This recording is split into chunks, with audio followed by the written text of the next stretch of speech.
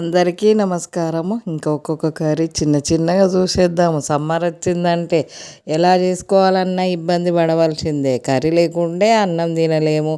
అన్నం తినాలంటే కర్రీ చేయాలి. కర్రీ చేయాలంటే ఎండకు ఉడకపోతకు వశపడని ఆయాసం.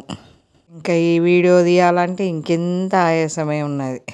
ఏదో చిన్న చిన్నగా వీడియో పెట్టడం అలవాటైనాక ఎంత మానుకుందామన్నా మానుకోబుద్ధి కావట్లేదు. ఈ కర్రీ అయితే మనం ఉల్లిపాయలు టమాటాలు లైట్గా వేయించేసుకొని ఆయిల్లో కొంచెం మెత్తగా గ్రైండర్కి వేసుకొని బిర్యానీ మసాలాలన్నీ ఆయిల్లో వేసేసి కొంచెం ఉల్లిపాయ తాలింపుకి వేసేసి మనం ఆ పేస్ట్ పోసినామంటే ఆయిల్ తేలే వరకు ఉడికితే ఎంత మంచి కలర్ఫుల్ పన్నీర్ కర్రీ రెడీ అయిపోతుంది ఎంత ఈజీగా.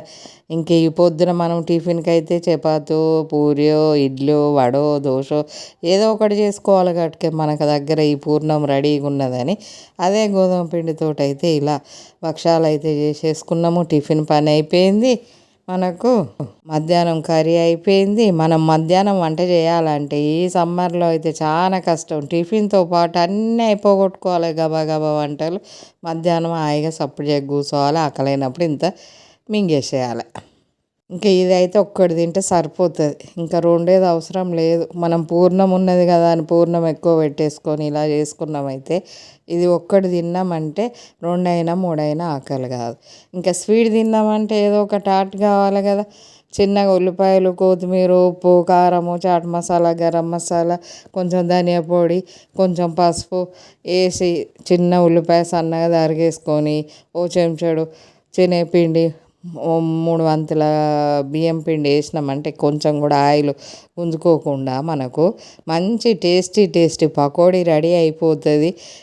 ఈ సీజన్ ఆ సీజన్ అని కాదు కానీ స్నాక్స్ మనకు స్పైసీగా ఉన్నదంటే ప్రాణంలో వేసొస్తుంది. ఎండాకాలమే కానీ వానకాలమే కానీ చలికాలమే కానీ ఏ కాలమైనా కానీ స్పైసీ కావాల్సిందే. వీటితోటి మంచిగా పులుసు పెడదామని అనుకున్నాము. ఈ ఎండాకాలంలో పకోడీ పులుసు చాలా బాగుంటుంది. మనకు ఒకసారి చేసేద్దాము ఈ పకోడీతోటి అయితే. కాకపోతే కొంచెం మార్పుతోటి పకోడీ చేసుకోవాలి. ఈ వీడియో కనుక నచ్చినట్టు ఏది ఉంటే లైక్ చేయండి, షేర్ చేయండి.